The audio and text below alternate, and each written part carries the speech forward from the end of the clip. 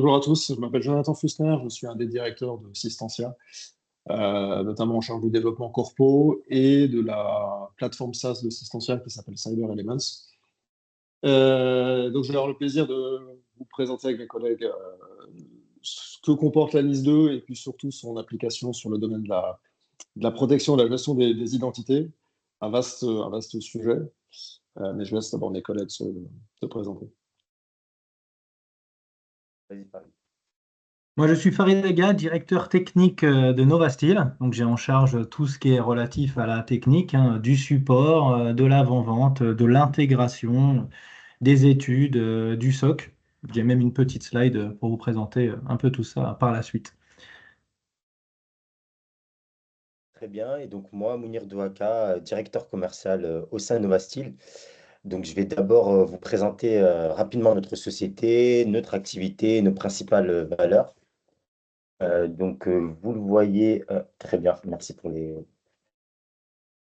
animations. Donc, du coup, chez Novasteel, nous ne faisons que de la cybersécurité. Donc, vraiment, notre but, c'est d'offrir une tranquillité d'esprit à nos clients, qu'ils puissent se concentrer sur leur business et nous, on va prendre en charge la sécurisation de leur récit.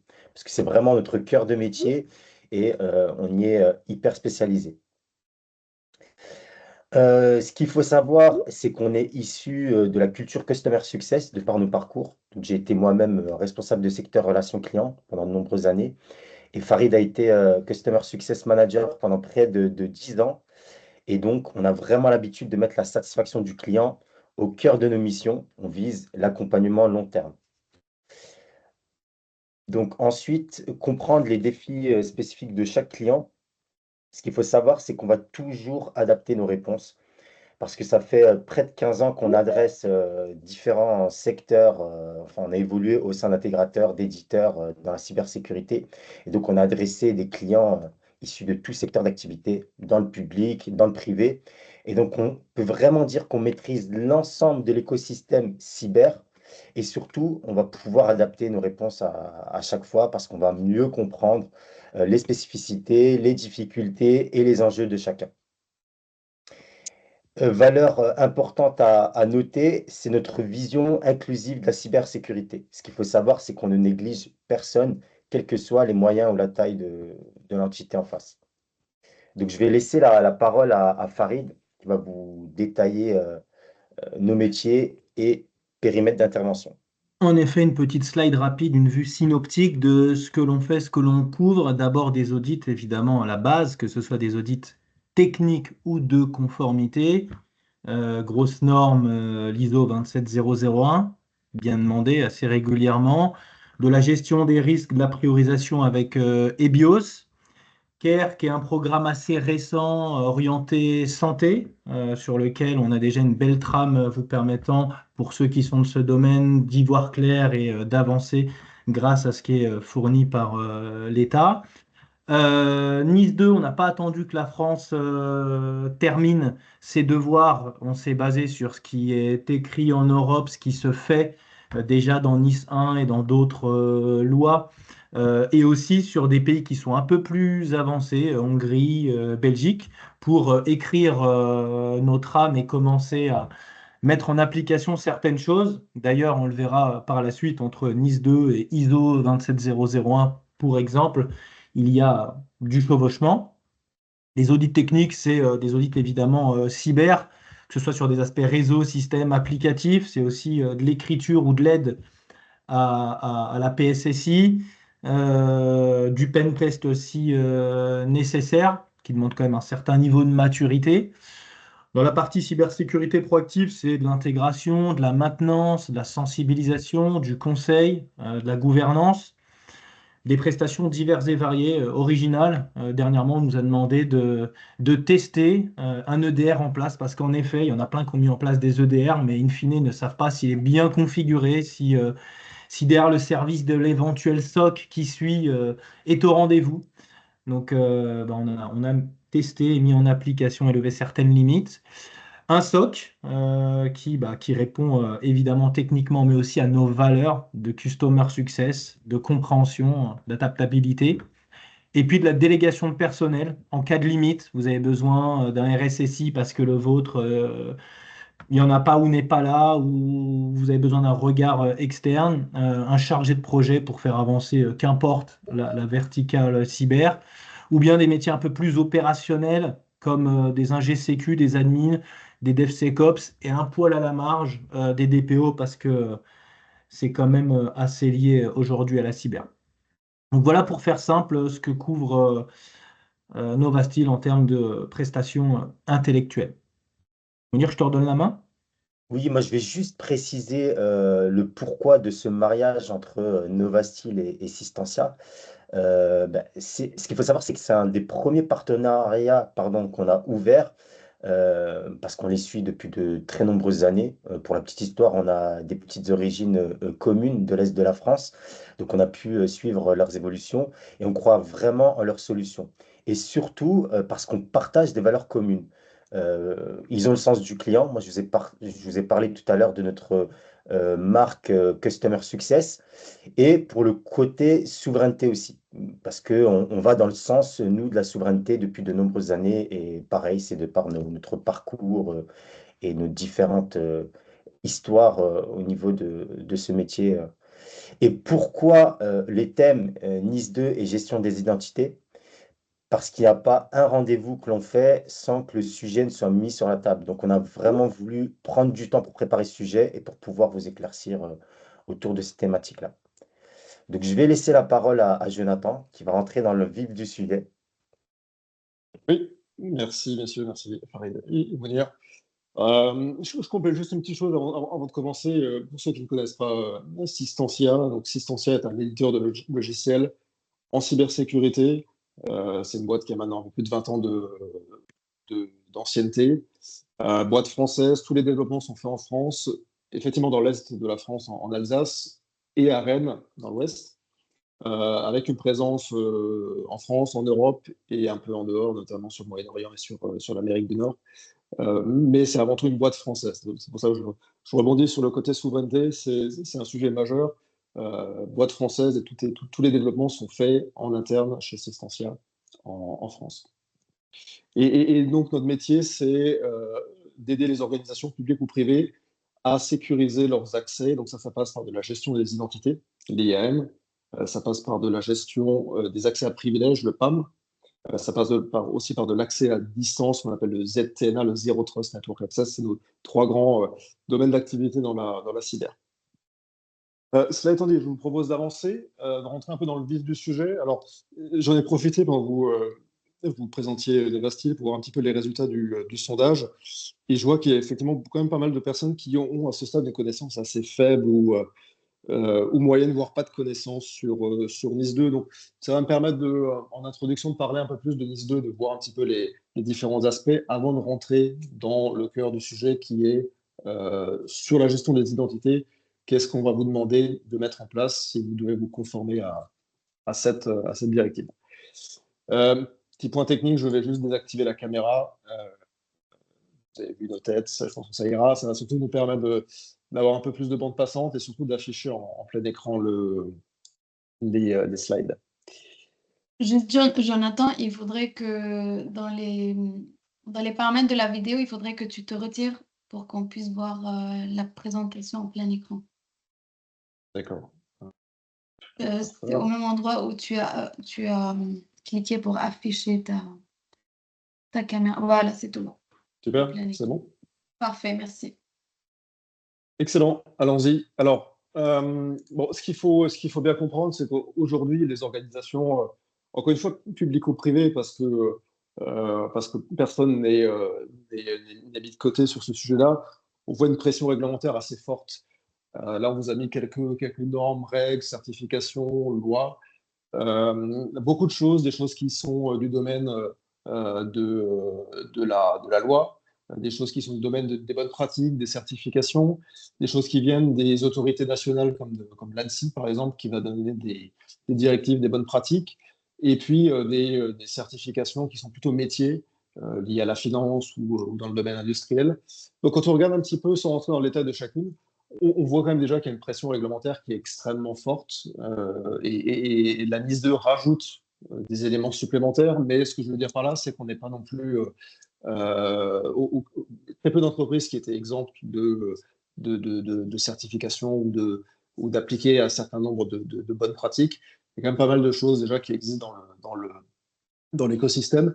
NIS2, c'est effectivement un élément sur lequel on se focalise beaucoup aujourd'hui parce que tout le monde en parle et parce que ça va toucher beaucoup plus d'entreprises que jusqu'à présent. Donc, de fait, l'aura de NIS2 est quand même beaucoup plus important. Donc, je vais essayer de vous parler un petit peu de la NIS2 et de voir un petit peu si ça vous concerne, comprendre un petit peu qu'est-ce qui se cache derrière. Bon, déjà, ce qu'il faut comprendre rapidement, c'est que c'est avant tout une harmonisation au niveau européen des bonnes pratiques et de l'organisation pour ce qu'ils appellent la résilience cyber. Hein, c'est notamment la coopération, c'est partager les bonnes pratiques avant une attaque, céder lorsqu'il y a une attaque, et puis surtout être capable de débriefer après les attaques. Parce qu'on voit des choses qui étaient un peu disparates. On était plutôt pas trop mal en France, en Allemagne, puis dans d'autres pays, pays de l'Est aussi d'ailleurs, avec des organisations qui se mettent en place depuis plusieurs années, des acteurs nationaux et régionaux. Et puis dans d'autres pays, c'était beaucoup plus light. Donc le premier objectif de NIS2, c'était d'harmoniser au niveau européen. Donc c'est l'initiative de la Commission européenne. Et ensuite, on a un certain nombre d'acteurs qui gravitent autour. Alors, vous voyez, là, on travaille en cercle concentrique. Donc, le cercle extérieur, ce sont les acteurs européens. Et plus vous allez vers le centre, plus vous allez vous retrouver, vous, soit les clients finaux, soit les entités essentielles ou importantes. On va y revenir juste après. Donc, bon, ce qu'il faut retenir, je ne vais pas rentrer dans le détail de tous les acteurs, de qui fait quoi. Ce qu'il faut retenir, c'est qu'il y a une organisation au niveau européen. Ensuite, dans chacun des pays, une organisation qui se met en œuvre selon un certain nombre de recommandations. Et cette organisation nationale, elle est là pour aider, encore une fois, les différentes entreprises. Et donc, vous avez une coopération entre les différents acteurs. Les entreprises au niveau régional vont plutôt travailler avec ce qu'on appelle les CISR, donc les centres de réponse à incidents, qui sont eux-mêmes coordonnés au niveau national, qui eux-mêmes rapportent au niveau européen, et ainsi de suite. Donc, vous retrouvez un certain nombre d'acteurs. Et quand on regarde la NIS2, finalement, vous avez d'abord, quand on regarde les textes et la littérature, vous avez d'abord 150 définitions, les termes, les définitions.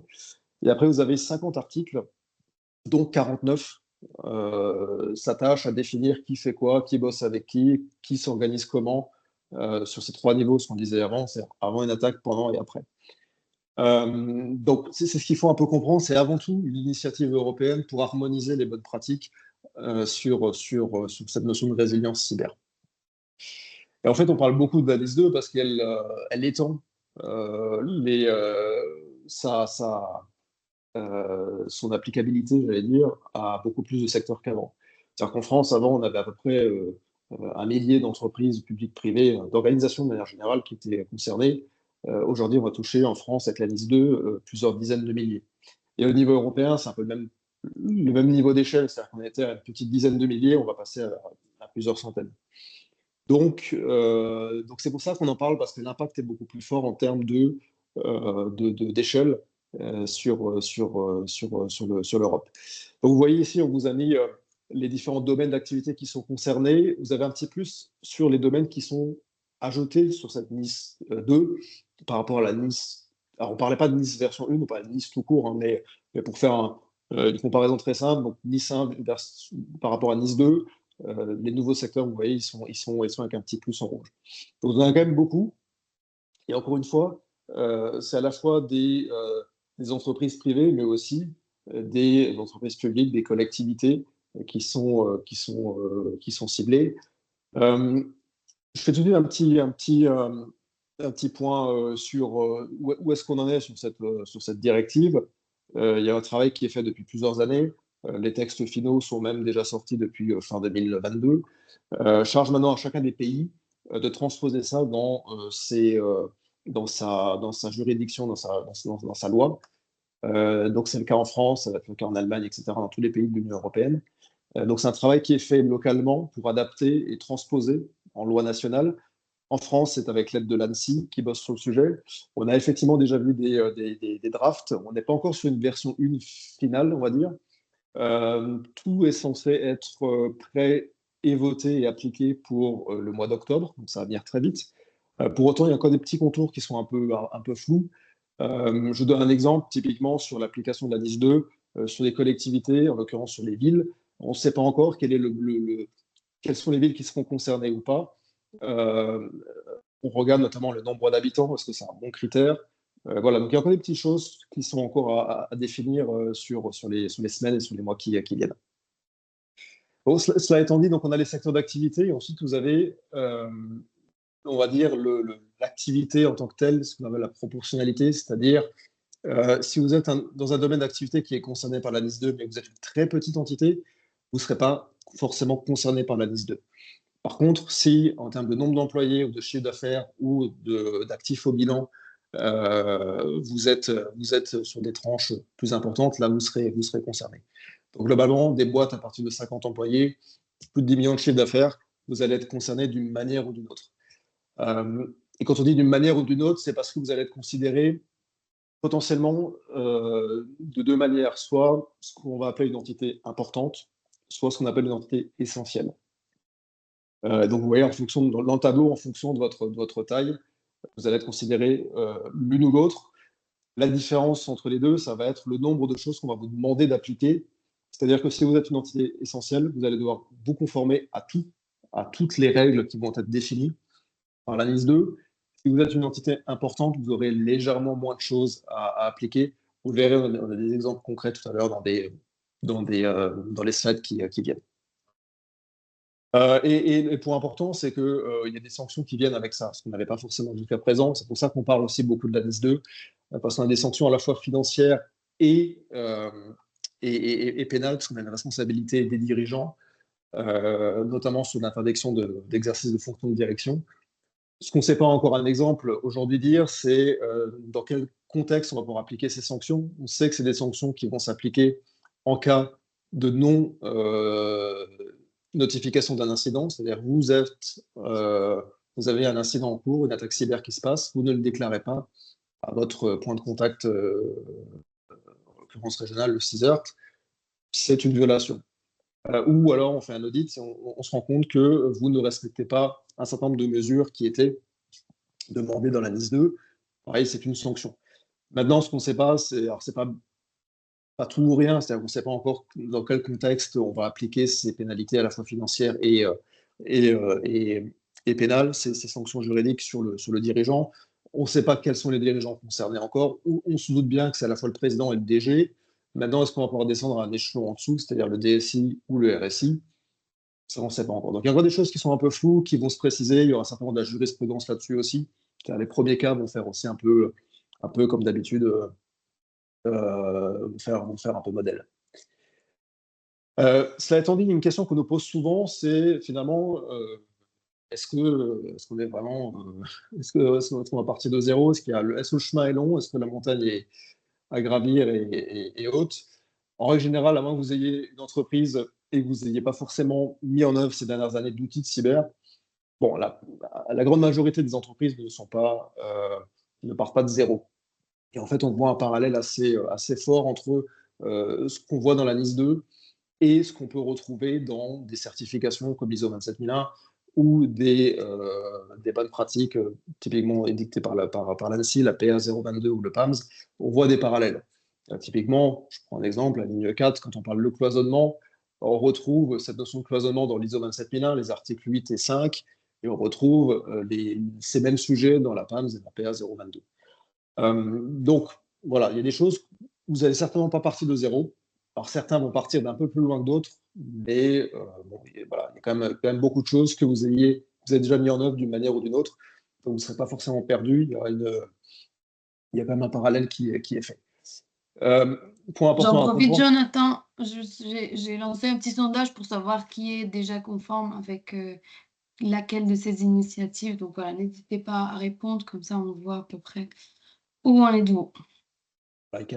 Sur quel point ou sur quel effectivement certif ou règle vous avez déjà un peu travaillé. Je précise un point important, la transposition en loi nationale se fait pour la NIS version 1, elle s'est faite dans ce qu'on appelle la LPM, la loi de programmation militaire. A priori, ça va être la même chose pour la NIS 2. Ça sera une nouvelle version de la loi de programmation militaire. Donc c'est là-dedans que vous allez retrouver la transposition en loi française. Bon, cela étant dit, on va rentrer un peu plus dans le cœur du sujet. Donc, je vous disais qu'il y avait à peu près 50 articles quand on regarde la directive, donc 49 qui parlent encore une fois de l'organisation. Et puis, vous en avez un qui est l'article 21, qui est un peu l'article pivot fondateur, parce qu'il va vous présenter de manière un peu plus concrète ce que vous, en tant qu'organisation, encore une fois public-privé, vous allez devoir mettre en œuvre pour vous conformer à cette NIS 2. Donc, c'est cet article 21 et tout ce qui en découle qui est vraiment charnière par rapport à cette mise en conformité. Et quand on regarde un peu les mesures, donc on en ressent à peu près une dizaine de mesures qui sont plus ou moins concrètes, on va dire, mais qui sont surtout classifiables en quatre grands domaines. Le premier domaine, c'est la gouvernance.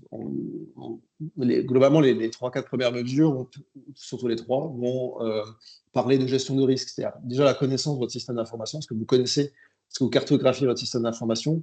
Est-ce que vous avez une évaluation des risques? Est-ce que vous les mesurez bien? Est-ce que vous sensibilisez votre personnel à la cyberhygiène? Et surtout, est-ce que vous mesurez de manière efficace les risques et les mesures que vous mettez en place? Autrement dit, est-ce que vous avez des plans de simulation d'attaque pour voir comment vous réagissez? Parce que le moment venu, si vous n'avez pas testé, ça peut ne pas se passer comme c'était prévu sur le papier. Donc ça, c'est, on va dire, les premières mesures qui sont vraiment orientées gouvernance. Ensuite, vous avez des mesures qui sont plutôt liées à la défense, c'est-à-dire en cas d'incident, comment je traite ces incidents, comment je traite les vulnérabilités, comment je rapporte aussi les vulnérabilités pour les partager localement, et puis ensuite, ça remonte, encore une fois, vous l'avez compris, jusqu'au niveau européen. L'objectif, c'est qu'un maximum d'organisations puissent partager des informations sur des attaques, des vulnérabilités, des choses qui peuvent aider d'autres à ajuster, on va dire, leur défense. Ensuite, vous avez des mesures qui sont autour de la résilience, c'est-à-dire en cas d'attaque, comment je m'organise, comment je fais pour poursuivre mon activité, totalement ou partiellement. Est-ce que j'ai un plan de sauvegarde? Est-ce que j'ai un plan de reprise? Comment je me défends, etc. Et vous avez tout un volet sur la protection. Alors, protection, notamment au sens de la sécurisation des accès à votre. Alors, ce qu'ils appellent ici la chaîne d'approvisionnement, hein, de manière générale, c'est le système d'information et les gens qui y accèdent. C'est ce qu'on englobe un peu dans ce qu'on appelle la chaîne d'appro. Et donc, on va parler de déchiffrement, de cryptographie, de contrôle d'accès, à la fois physique et logique, notamment dans le cas de l'industrie. On sait que dans le monde industriel, on a une notion d'accès physique qui est encore très présent, en plus des accès logiques. Donc, c'est comment gérer comment gérer ces accès-là, comment gérer l'authentification des personnes, être sûr que les bonnes personnes se connectent au bon moment. On va parler notamment d'authentification multifacteur, c'est la dernière ligne, vous la voyez, la numéro 10, et d'authentification continue.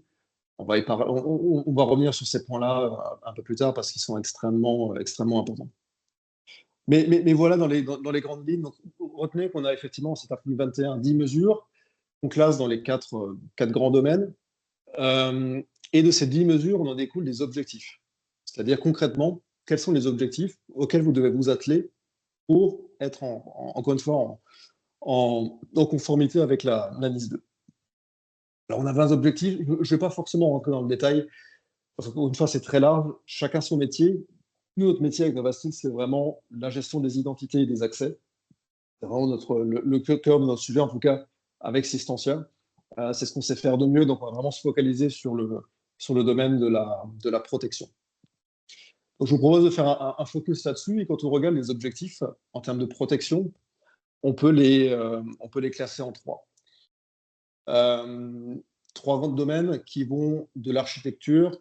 Alors l'architecture, c'est vous avez un système d'information qui est soumis à cette directive. Donc on va parler de système d'information régulé, de SIR.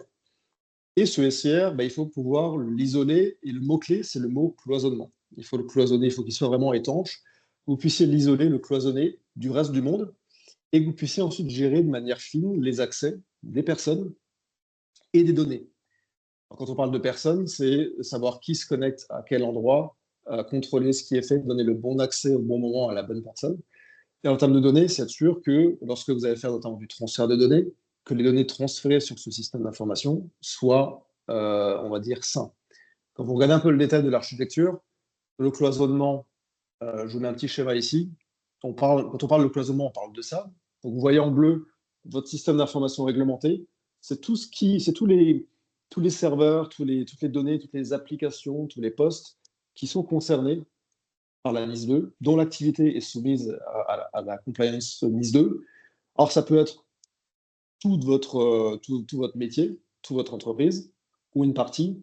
On voit des fois des groupes qui ont plusieurs domaines d'activité, certains qui sont régulés, d'autres pas. Donc, effectivement, pour ce type d'entreprise, seule la partie soumise, régulée par la NIS2 sera soumise à cette notion de cloisonnement. De manière générale, c'est une bonne pratique. C'est-à-dire que même si on a vu des entreprises qui n'ont pas attendu devoir se conformer à la NIS2 pour mettre en place ce type d'architecture, ça devient un peu commun, c'est des bonnes pratiques de pouvoir cloisonner les environnements. Mais quand bien même, ça devient une règle absolue lorsque l'on parle de conformité NIS2. Donc l'enjeu, encore une fois, c'est de pouvoir dire, ben voilà, toutes les personnes qui vont se connecter vont passer par ce qu'on appelle un SI d'administration pour ensuite rebondir avec des machines qui sont dédiées à ça sur le SI réglementé et faire leurs travaux d'administration ou accéder à des applications. Et pour les données, c'est le même principe. Je prends toujours un exemple très simple pour que les gens puissent comprendre. Admettons que vous devez vous connecter sur un serveur qui est dans votre système d'information réglementé, vous devez mettre à jour une application ou un système. Vous allez récupérer votre mise à jour sur le site internet de l'éditeur, disons. En aucun cas, vous avez le droit de transférer directement ce fichier sur le système d'information réglementé. Parce que c'est un fichier externe, vous ne le maîtrisez pas, vous ne savez pas si dedans, à l'exécution, il y a un malware, un ransomware, un script foireux, vous ne savez pas du tout ce qu'il y a. Donc vous devez le positionner dans une zone, ce qu'on appelle dans des zones d'échange, d'abord dans une zone externe. Vous avez un outil qu'on appelle une diode qui va analyser ce fichier-là, qui va le jouer éventuellement, qui va regarder s'il y a un comportement malveillant. Et si le fichier est considéré comme étant sain, à ce moment-là, on peut le transférer sur le système réglementé. Okay. Donc, c'est cette notion-là qu'on retrouve dans la notion de cloisonnement. On isole totalement pour ensuite donner des accès fins aux personnes et aux données. Et donc, l'architecture, globalement, c'est ces éléments-là. C'est cloisonner, sécuriser les accès, notamment les accès distants. Et ça, c'est un élément important parce que les accès distants, finalement, quasiment tout devient accès distant aujourd'hui. La notion d'accès distant dans la NIS version 1 était très peu présente, voire quasiment pas en fait. Mais aujourd'hui, la donne a changé parce que finalement, vous avez des sous-traitants qui se connectent à distance, vous avez des employés qui sont peut-être en télétravail qui se connectent à distance, et puis, quand bien même, vous avez peut-être une partie de votre système d'information qui est externalisée dans un cloud privé, dans un cloud public. Donc finalement, quasiment tous les accès deviennent des accès distants. Donc il faut pouvoir les considérer comme tels, avec des tunnels chiffrés, avec de l'authentification forte. Ça devient vraiment primordial. Protéger votre système contre les codes malveillants, on en a parlé. Il faut que toutes les données transférées soient dans une zone tampon, analysée, etc. Et la configuration des ressources, c'est un peu ce qu'on connaît depuis des années, c'est-à-dire respecter les bonnes pratiques, configurer les machines, les applications pour que ça respecte les bonnes pratiques, patcher, etc. Ça, c'est l'architecture. Donc, une fois que vous avez votre architecture, votre système d'information réglementé, il faut pouvoir gérer les accès des personnes. Et là, vous avez les deux, on va dire, domaines suivants, l'IAM et le PAM. L'IAM, c'est un peu c'est la première étape. C'est plutôt définir quelles sont les personnes que j'ai, quels sont leurs rôles dans l'organisation, et de fait, quels sont les rôles et les droits qu'on va attribuer à ces personnes-là, pour qu'elles puissent avoir les bons droits au bon niveau dans le système d'information et au bon moment. C'est vraiment l'objectif de l'IAM. Et le PAM, c'est l'étape d'après, c'est l'accès à privilèges, c'est lorsque l'on a des connexions vers des systèmes un peu plus sensibles que d'autres, qui nécessitent une protection supplémentaire. On va enregistrer les sessions, analyser en temps réel ce qui se passe, détecter des actions malveillantes. Ça, c'est l'objectif du PAM. Cela étant dit, le temps tourne, donc je vous propose de nous focaliser plutôt sur l'IAM aujourd'hui. Donc, qu'est-ce qu'on entend par gérer les identités et les accès sur les trois volets, l'identification, l'authentification et les droits d'accès. Et donc, on va voir un petit peu comment on transpose ça en mesure de sécurité et comment l'ANSSI a réfléchi dans une première version à cette transposition. Concrètement, de quoi on parle. Et concrètement, alors, bon, encore une fois, on va un peu plus dans le détail. J'ai bien conscience qu'il y a beaucoup d'informations. Voilà, ça fait partie aussi un peu du jeu. C'est dès qu'on a on va dire une réglementation aussi large, il y a beaucoup de choses à comprendre, à assimiler. Donc voilà, ça fait partie un peu du jeu. Cela étant dit, donc si on veut se conformer à la NIS 2, encore une fois sur l'aspect gestion des identités et plus précisément sur l'identification, eh ben, on va vous dire, ben voilà, il faut que vous soyez en phase avec ces différentes mesures que vous voyez là, qui sont les mesures classées de A à E. Ce qui est intéressant, vous voyez dans le tableau, vous avez les colonnes à droite, EI ou EE, donc entité importante ou entité essentielle, et on vous dit en fonction de si vous êtes plutôt l'une ou l'autre, vous devez appliquer telle ou telle mesure, on va dire. Là, tout le monde est logé à la même enseigne, que vous soyez dans une entité importante ou essentielle, vous devez vous conformer à toutes ces lignes-là. Vous verrez que tout à l'heure, on a d'autres tableaux où les entreprises importantes ne sont pas soumises à certaines mesures. Et donc, sur l'identification, le point clé, c'est de pouvoir, premièrement, connaître les personnes, bien les identifier, qui elles sont, ces personnes-là, quels sont leurs rôles au sein de l'organisation, et de pouvoir ensuite gérer ce qu'on appelle le cycle de vie, avec la création automatique de leur compte, la création, le provisioning automatique de tous leurs droits dans les différents référentiels, dans les différentes applications. Et quand on parle de cycle de vie, c'est de faire aussi l'inverse, c'est-à-dire si on a provisionné à un moment donné, parce que la personne quitte ou parce que la personne change de poste ou d'organisation, ben, il faut pouvoir, dans le sens inverse, déprovisionner, être sûr que les droits soient supprimés. Encore une fois, l'objectif, c'est d'avoir le bon droit au bon moment pour la bonne personne. C'est vraiment cet objectif-là. Et donc, on va vous dire, il faut effectivement gérer tous les utilisateurs et les processus automatiques pour faire en sorte que chaque utilisateur soit, de manière nominative, bien capable d'accéder au système d'information et à chaque ressource du système d'information, moyennant qu'il ait bien le droit d'y accéder. Et pour ça, il faut aussi notamment utiliser des comptes individuels. Là, on précise une chose importante, c'est-à-dire qu'on a trop vu par le passé des entreprises qui utilisaient des comptes qu'on appelle génériques, qui étaient utilisés par plusieurs personnes. La limite de ça, c'est qu'on ne sait pas qui se cache réellement derrière le compte. Et donc, bah, c'est difficile d'aller savoir à un moment donné qui a fait telle connerie. Pour parler de manière un peu plus concrète. Donc là, avec la NIS 2, un des premiers sujets, c'est effectivement d'avoir des comptes nominatifs pour chacune des personnes qui se connectent au système d'information. Et à ce compte nominatif, on va rattacher un certain nombre de droits qui vont être rattachés automatiquement. Donc provisionner, le terme exact, c'est provisionner, ou déprovisionner, encore une fois, quand on est dans le sens inverse.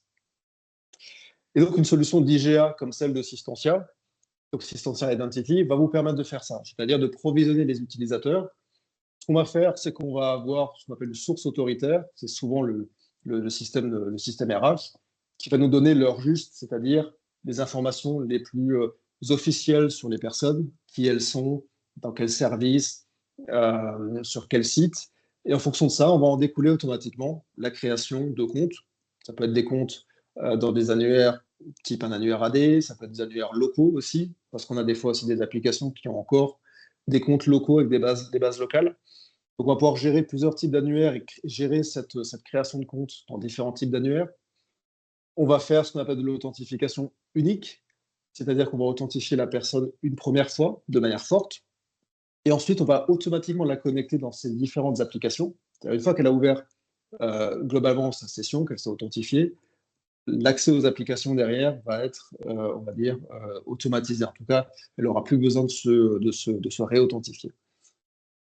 Et si une personne accède à une application qui est plus sensible qu'une autre, à ce moment-là, on va ajouter des composantes supplémentaires d'enregistrement de session et on va le voir un peu plus en détail tout à l'heure, de ce qu'on appelle de gestion des secrets, c'est-à-dire d'injection de comptes à privilèges dans certaines applications, de telle sorte à ce que l'utilisateur ait un accès, le bon accès à la bonne application, mais sans avoir connaissance des comptes, de ces comptes qui ont des privilèges plus avancés. Donc là, je vous ai mis un exemple d'une transposition de cette mesure-là, c'est que vous avez dans un logiciel, encore une fois, comme Systentia Identity, vous avez une notion de fiche personne. Chaque personne aura sa fiche avec des informations clés. Alors, au-delà du nom, du prénom, du matricule, etc., ce qui va être intéressant, c'est d'avoir plutôt les informations sur son positionnement. sur quel site elle est, quel est son département auquel elle est rattachée, quel est son boulot, éventuellement son manager, son grade. Toutes ces informations-là vont nous permettre, selon un modèle, d'en définir des droits et de pouvoir provisionner automatiquement ces droits-là. C'est ce que vous voyez à droite. Et à droite, vous avez ici un certain nombre de droits. Donc là, on a un exemple avec Pierre-Antoine, qui a des droits. Donc typiquement, dans l'Active Directory, il y a un compte qui est créé pour lui. Il est positionné dans certains groupes. Localement, dans des applications comme Salesforce, il a aussi un compte qui a été provisionné. Ce qui est important, vous le voyez à droite, c'est les petites pastilles vertes, rouges ou noires. Un des points importants, je le disais, c'est de pouvoir savoir en temps réel quels sont pour une personne les droits qui sont effectifs, actifs sur un système ou éventuellement désactivés.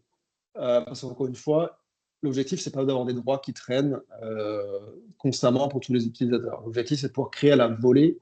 On va le voir un peu plus tard, c'est ce qu'on appelle le zero standing privileges, c'est-à-dire pas de droits résiduels. C'est-à-dire que je positionne des droits à la volée pour mon utilisateur au moment où il en a besoin, et lorsqu'il se déconnecte, je vais éventuellement désactiver certains droits, certains comptes, pour être sûr que j'ai personne d'autre, potentiellement un pirate, un hacker, un attaquant, qui pourrait utiliser ces accès-là lorsque l'utilisateur n'est pas connecté, voilà, qui ne puisse pas s'en servir pour éventuellement faire une action malveillante. Donc je réduis en fait la surface d'attaque par le fait d'activer, de provisionner et de déprovisionner à la volée des droits, encore une fois en fonction de la personne, du moment où elle se connecte et du moment où elle se déconnecte.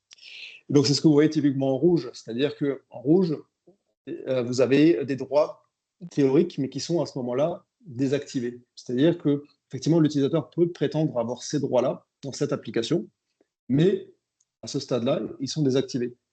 Parce qu'il n'en a pas besoin, parce qu'il n'est pas connecté, parce que, voilà, pour plein de raisons. Et vous voyez également une pastille noire. La pastille noire, c'est ce qu'on appelle la segregation of duties, c'est-à-dire être sûr de périodiquement regarder, analyser les droits pour voir s'il n'y a pas des anomalies. Notamment, là on prend un exemple, on a un utilisateur, c'est le même utilisateur dans une application qui a deux accès différents, un accès utilisateur et l'accès administrateur. Ça peut paraître un peu louche. Alors, ça peut être le cas parce qu'on sait très bien que dans certaines applications, un administrateur, une personne doit avoir un compte administrateur parce qu'il doit gérer l'application. Et s'il veut voir le résultat de ce qu'il applique d'un point de vue utilisateur, ben, il ne peut pas le voir avec son compte admin, il faut qu'il se connecte avec un compte utilisateur. Donc ça, c'est une raison peut-être valide. Mais par contre, on peut aussi avoir des cas où, un peu sous la table, on a des comptes qui sont créés à la volée, sans que personne ne le sache, avec des privilèges importants d'administration, alors que cette personne-là ne devrait pas en avoir. Et donc, c'est important de pouvoir cartographier et d'avoir une vue en temps réel de ces droits-là, des droits effectifs sur un système pour dire, attention, là, il y a une alerte, il y a quelque chose qui potentiellement n'est pas normal. Et dans ce cas-là, ce que l'on fait, c'est qu'on applique le privilège, enfin le moindre privilège. C'est-à-dire que la personne pourra se connecter à l'application, en l'occurrence la Salesforce, avec le compte utilisateur, mais pas le compte administrateur. Le compte administrateur étant avec une pastille noire. Voilà, l'objectif, c'est de minimiser les risques, parce qu'on ne sait pas, en l'occurrence, là, ce qui peut se passer. J'espère que ce n'est pas trop long. Je vais un petit peu avancer. Donc ça, c'était l'identification. Être sûr qu'on a en ligne de mire les bonnes personnes et les bons droits qui sont associés. Ensuite, on a l'authentification. L'authentification, c'est dire, voilà, le moment venu, comment on est sûr que la personne qui veut se connecter elle puisse bien prouver que c'est bien elle. Et là, on va parler d'authentification, notamment multifacteur. C'est-à-dire qu'on va lui demander systématiquement de compléter son authentification identifiant mot de passe par un facteur supplémentaire. Alors, ça peut être un code, ça peut être une carte, ça peut être une clé, ça peut être aussi de l'authentification biométrique comportementale, on va le voir juste après. En tout cas, quelque chose qui permet de confirmer que c'est bien la bonne personne qui veut se connecter à ce moment-là. Et ensuite, eh bien, on va donner les accès, une fois que la personne est authentifiée, on va lui donner un accès uniquement au moment où elle a vraiment besoin de se connecter à l'application. Encore une fois, par défaut, on n'a pas d'accès, et c'est vraiment au moment venu, on va ouvrir la connexion, on va provisionner les droits et on va établir la connexion vers la bonne ressource et on ferme les tuyaux une fois que la personne a terminé son boulot. Et si on a besoin dans une application particulière, d'utiliser un compte avec plus de privilèges, à ce moment-là, on va aller regarder dans un coffre-fort. La solution vient avec un coffre-fort de mots de passe. On va récupérer le mot de passe, le compte à privilège qui doit être utilisé à cet instant-là pour cette application-là et cet utilisateur. On va l'injecter automatiquement. Et ensuite, une fois que la personne a terminé son boulot, on va être capable de changer le mot de passe pour plus de sécurité. C'est ce qu'on appelle la rotation du renouvellement de mot de passe. Donc voilà, si vous voulez couvrir ces éléments-là, authentification multifacteur, authentification contextuelle, je vais vous donner une petite visualisation de ce que ça donne juste après. On a une politique de mot de passe, donc on change fréquemment les mots de passe. On les stocke dans un coffre-fort. Une fois que la personne est authentifiée la première fois, donc l'authentification primaire, on va ensuite automatiquement la connecter de manière transparente dans les applications suivantes, ce qu'on appelle l'authentification secondaire. Et encore une fois, on a ce coffre-fort où on stocke tous les comptes qui seraient à utiliser. Et un point important, vous voyez ici, on va parler. Alors là, typiquement, c'est là où vous voyez que certaines mesures ne s'appliquent pas aux entreprises, aux entités importantes. Typiquement, la première et la dernière ne s'appliquent pas. Mais cela étant dit, là, on vous parle très clairement de comptes désactivés. Donc, cette notion-là, elle est importante. Toujours dans cette logique du moindre privilège et de l'accès juste à temps. Une fois que ma personne a terminé de bosser, eh bien, je désactive le compte. Il n'y a aucune raison que je laisse le compte actif. Un compte sur un AD, un compte dans une base locale, peu importe, mais je dois le désactiver. Parce qu'encore une fois, il y a un risque que quelqu'un d'autre intercepte, utilise ce compte et fasse une action malveillante à la place de l'utilisateur. Donc, je désactive un maximum de comptes et je fais également de la rotation de mots de passe sur ces comptes-là. Même s'ils sont désactivés, je change les mots de passe parce qu'encore une fois, c'est une bonne pratique, ça ne mange pas de pain. Et si on a un système qui permet de changer les mots de passe, bah, autant le faire sur un maximum de comptes.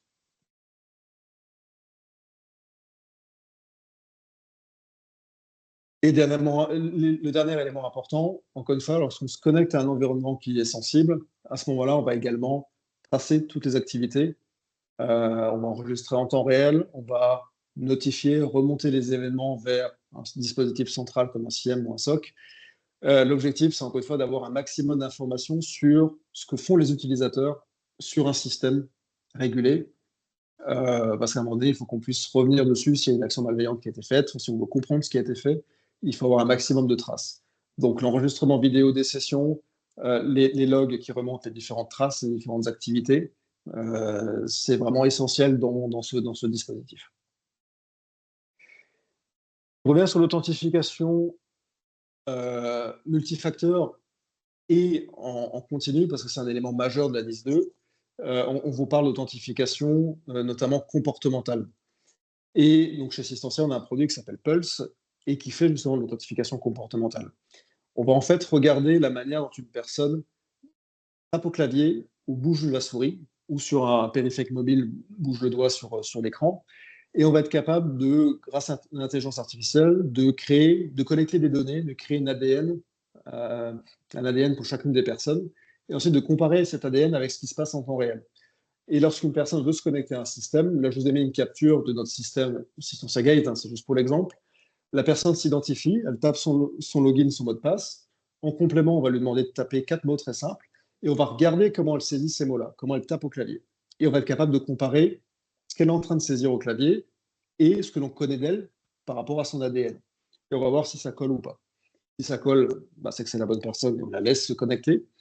Si ça ne matche pas, c'est qu'on a un problème. Soit on la re-challenge, soit on se dit non, le risque est trop élevé. Et dans ce cas-là, on refuse la connexion. Donc c'est comme ça qu'on fait de l'authentification multifacteur, mais surtout de l'authentification comportementale. C'est vraiment basé sur le comportement de la personne. Et pour ça, bah, vous n'avez pas besoin de périphériques supplémentaires, de cartes, de clés, de codes. Il suffit à l'utilisateur de saisir, comme d'habitude, l'identifiant mot de passe et ces 4 mots aléatoirement générés. Et ça nous permet d'avoir une authentification qui est sans friction et qui est forte.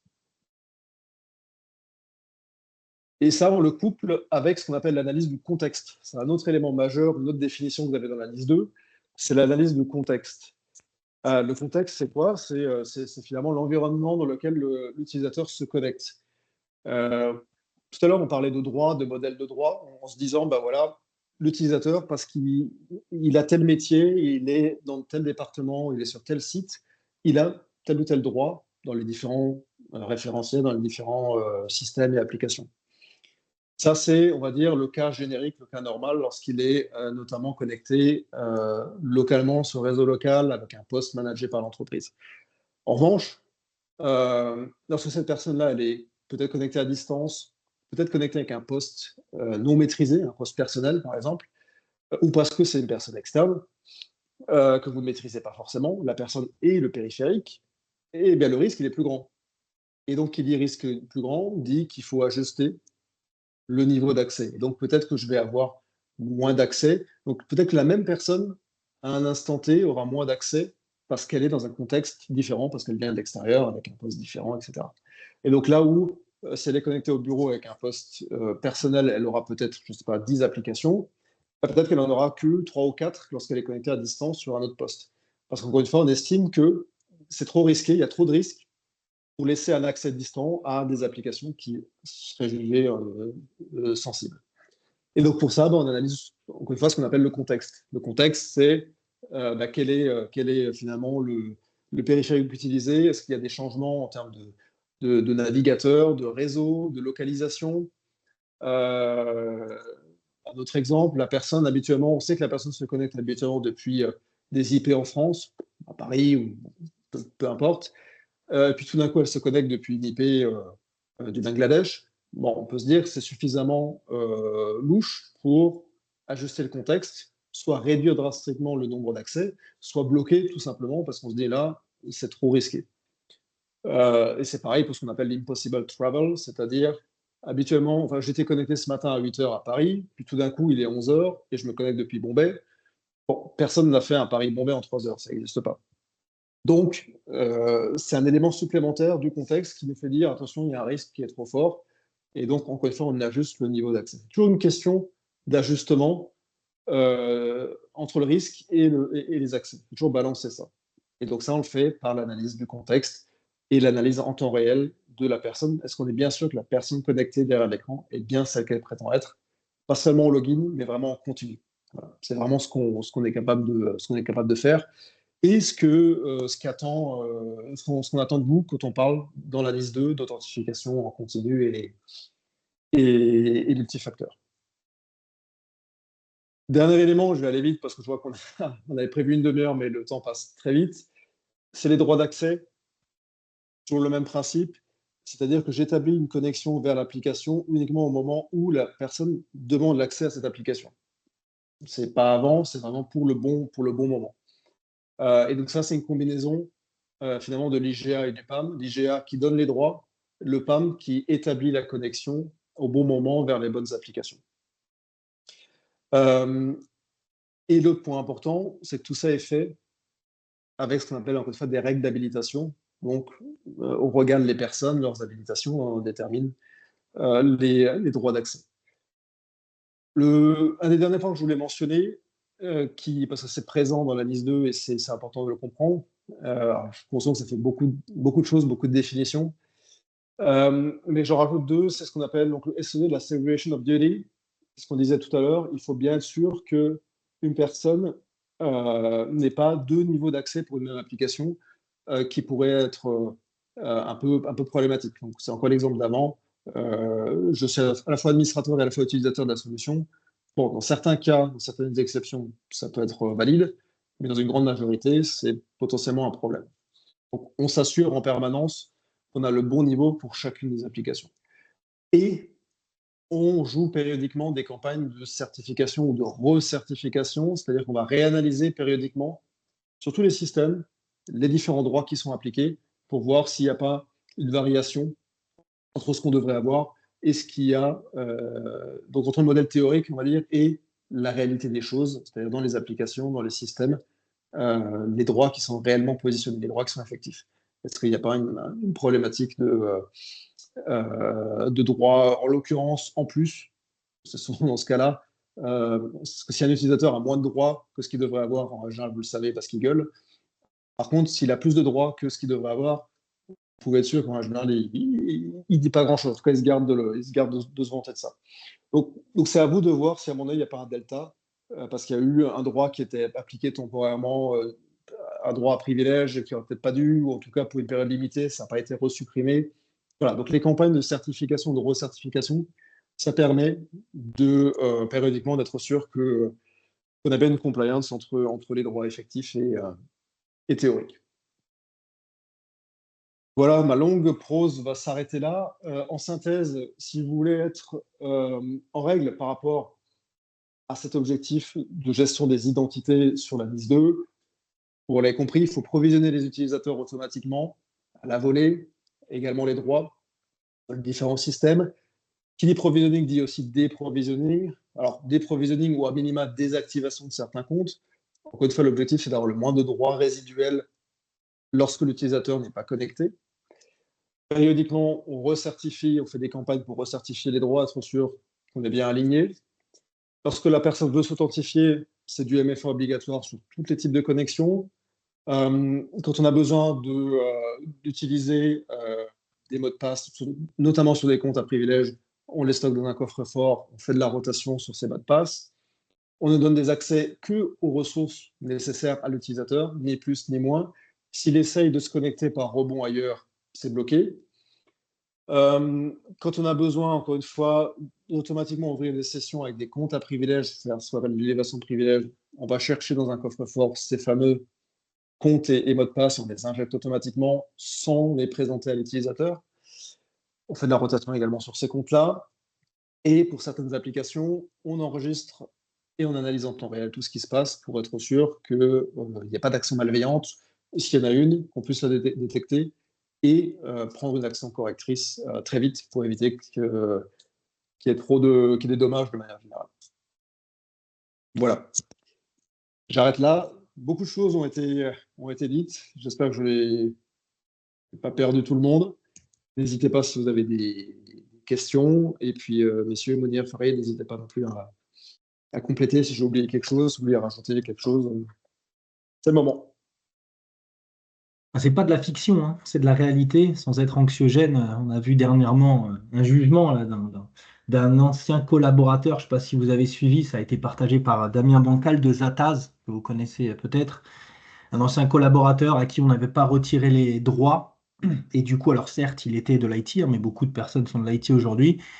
Après avoir été sorti de l'entreprise, il avait encore ses droits et il a supprimé 180 serveurs virtuels. Donc des conséquences extrêmement fortes pour l'entreprise. Bon, il a été jugé là dernièrement, mais il faut faire attention à cela, évidemment, chez tout le monde. J'en suis persuadé aujourd'hui, il y a des comptes actifs avec des droits plus ou moins importants qui ne devraient pas. Ce n'est pas forcément un sujet simple, mais l'IGA permet grandement de le simplifier.